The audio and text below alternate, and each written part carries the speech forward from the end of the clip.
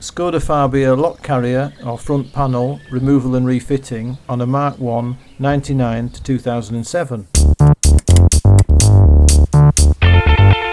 Sometimes access to peripherals on the front of the engine quite hard to get to, such as the AC compressor, the condenser and radiator, which are best removed by taking what they call the lock carrier off, which is basically the front of the car, and is particularly important with models with air conditioning. First take the under tray off. There's a number of T25 screws holding this in place.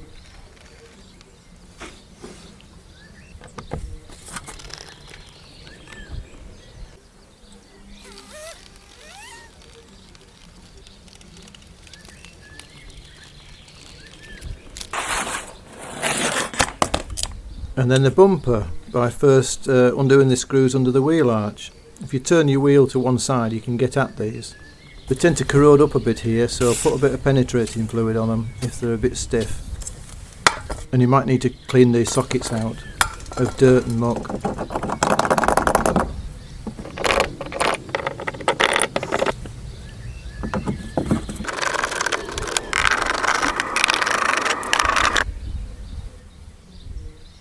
Put my anti-Mildred's rug down to protect the bumper when I take it off. A couple more T25s at each side.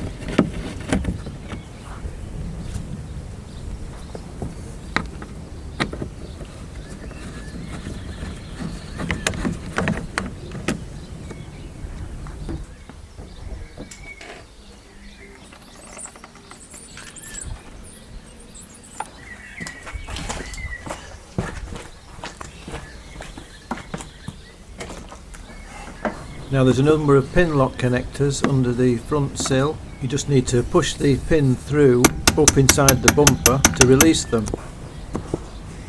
And I'll just push that in a bit further.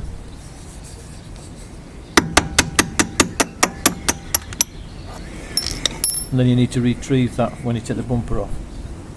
And then they just simply prise off.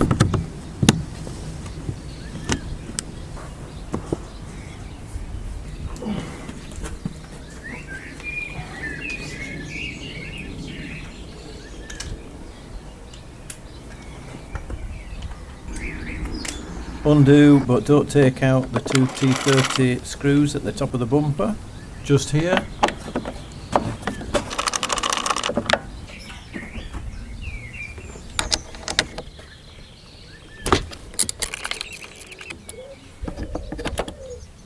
Then carefully but firmly release the bumper from the wing seam. Bend it out from the wheel arch slightly and sort of lift up and forward all the way along to the front edge. Once you've done that on both sides, then you can take out the T30 screws.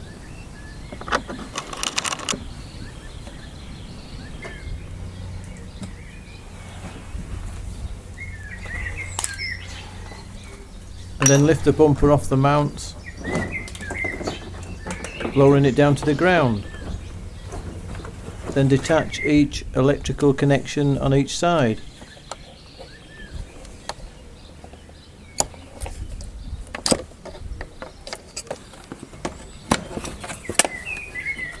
And remove and place somewhere safe. With the plastic bumper removed, we can now see the inner metal bumper that we need to remove, and we need to take off the intercooler ducting just here. So I'll do that now. You need to bend these top clips just to open them up over the barbed spigots. Move it forward a little bit, but not too much. Turn into the bottom part. It's held on by this loop tag. You could easily break this by pulling it forward, so don't. You have to carefully move it slightly forward as the top piece fits into the face of the intercooler. Be very gentle with this and ease the loop over the tag downwards. Take off the two T30 screws on the bumper base mount on each side. Put some penetrating fluid on if it's a bit rusty.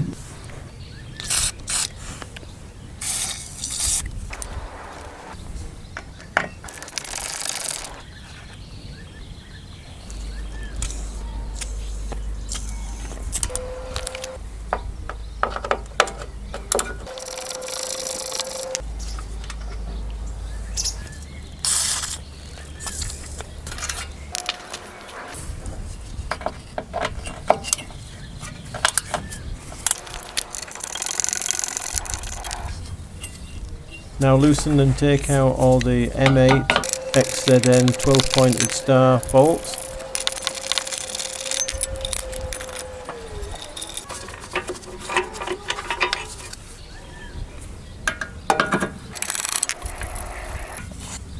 Bar one on each side, just leave those loose for now.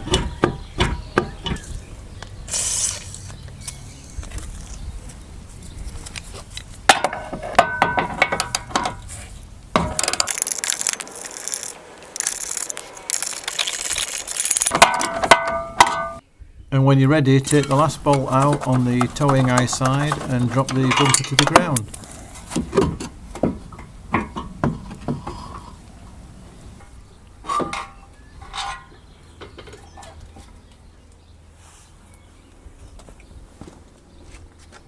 Take the remaining bolt out and remove the bumper from the car.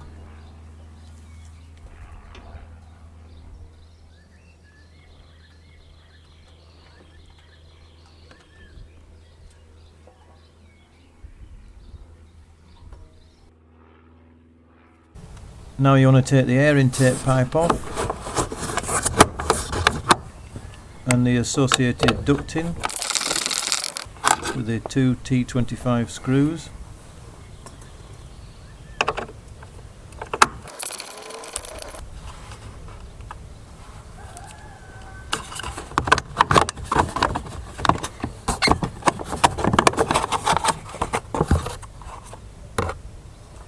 Detach the Bowden cable for the bonnet catch. You first have to take this little plastic sleeve off that locks it in place. That just slides out. Once that's out, you can just push the nipple down and out of the bracket.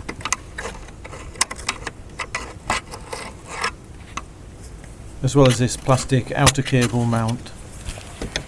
Push that down and out. Then pull the cable out of the clips along the front edge of the panel. Put that up here out of the way. Pull away the rubber bonnet seal from the front edge. Now all we need to do is detach the radiator and condenser, which is housed in the lock carrier at the front. It's held in place by 4 T30 screws. Here, here, just here, and one just here close to the light. But before we go ahead and do that, we need to hold up or strap up the radiator and condenser to stop it slipping down, as you don't want to put too much pressure on the AC pipes. And I like to use these small buckle straps, which are ideal because you can easily tighten and loosen them. I fed mine through the back of the fan bracket, as long as it's secure and you're not going to break anything. And the other end is around the metal filler spout. My fixing screw bolts are a little bit rusty, so I'm going to just put a bit of penetrating fluid on them.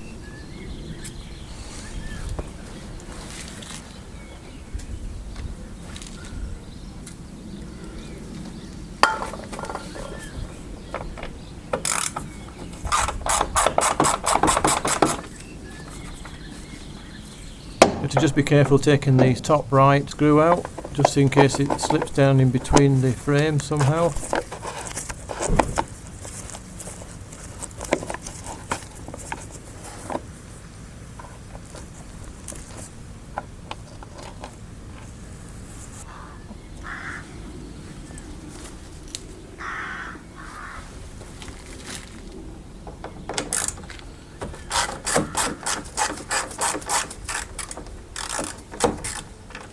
The only other difficult screw is the one on the left hand side of the vehicle near the headlight. You could take the headlights out, but you don't need to do. You can get to this screw with just at a slight angle with a 1/4 inch tool set.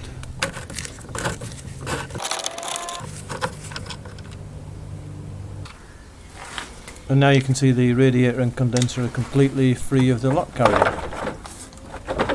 Only 4 more screws to remove it. And the whole thing comes out with the headlights intact, which is quite handy because then you don't need to readjust them. There's 2 M8 screws at the top.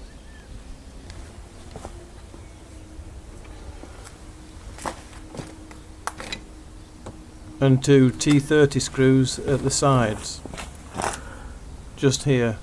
I'll take the side ones out first.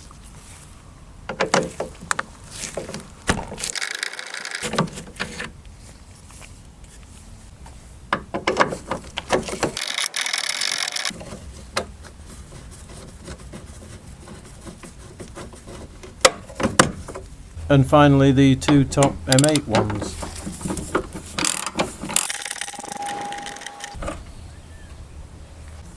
And just be mindful of when you take the last screw out, the whole thing will be loose and it'll probably just slip forward slightly, which is what you want to do anyway.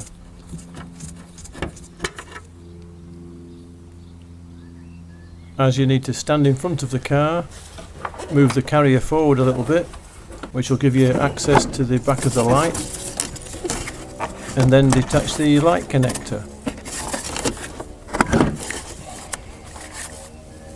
on each side.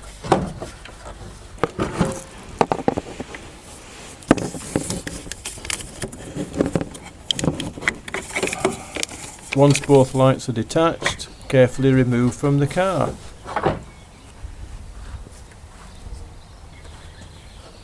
And there we have it, one lock carrier removed. I'll just go over and have a look at it a bit.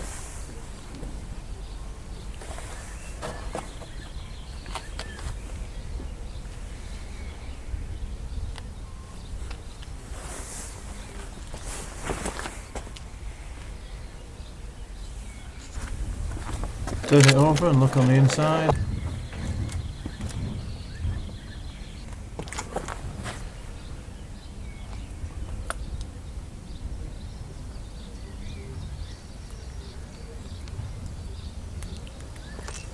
There's quite a few things you can get access to when you've got the lock carrier off, such as the radiator and the condenser easily. Intercooler is now exposed, and if you do take the radiator off, you can get access to the AC compressor and the receiver dryers here on the side of the condenser in this long tube. On the other side you can get easy access to the steering pump and its electrical connections. This earth connection is easily exposed. And there's a number of connections at the back of the radiator down here, as well as the thermal cutout.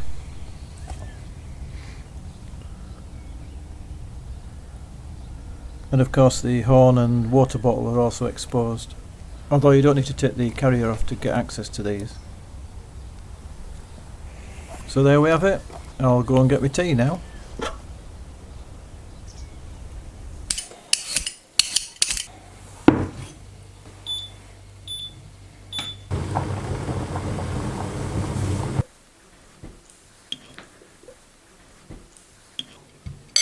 Putting the lock carrier back on is quite straightforward,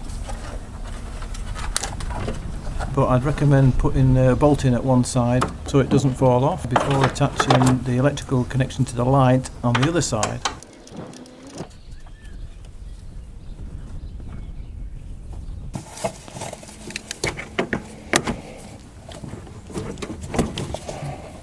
Then put the bolt in at that side loosely.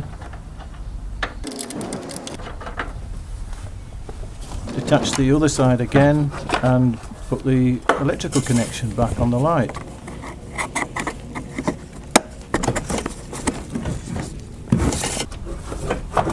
Once those are clicked back into place, then you can put all the other bolts in. One important thing to mention is the radiator and condenser needs to be aligned properly into the carrier, so you'll have to sort of jiggle it about a bit and adjust your strapping accordingly.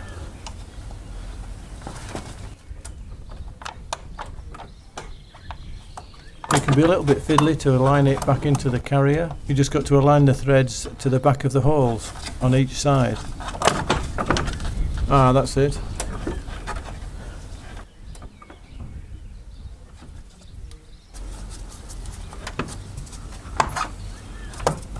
Yeah, that's nicely aligned. Just see the side now. Today. By the door, or do you want it there, my friend? Once the radiator is aligned nicely, then it's just a matter of tightening the screws up to the correct torque, of course.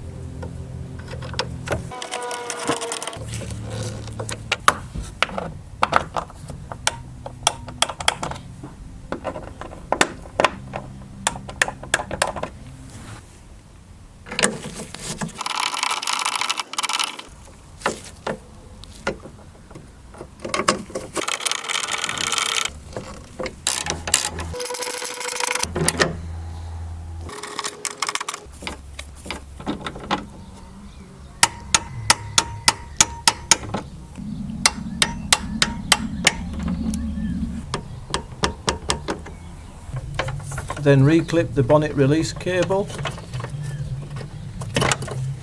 and feed it into the catch. Insert the fat side into the clip, pulling up fully into place. Now all we need to do is put the little plastic retainer back in, which goes in sort of sideways.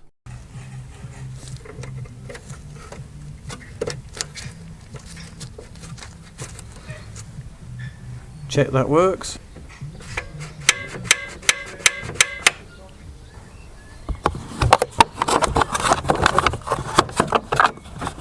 Refit the air intake pipe and bracket.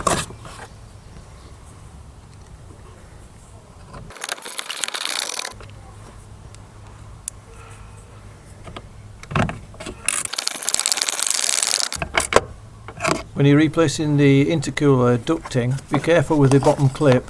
Slip it on the spigot at the bottom, then you want the ducting to fit onto its face, up against the radiator side. Then it's just pushing on the top clips. That's on securely now.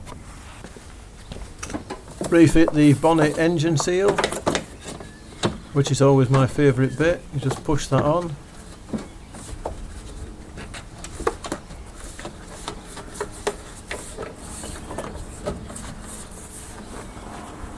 Nicely satisfying that. That's what my Auntie Gertrude always said.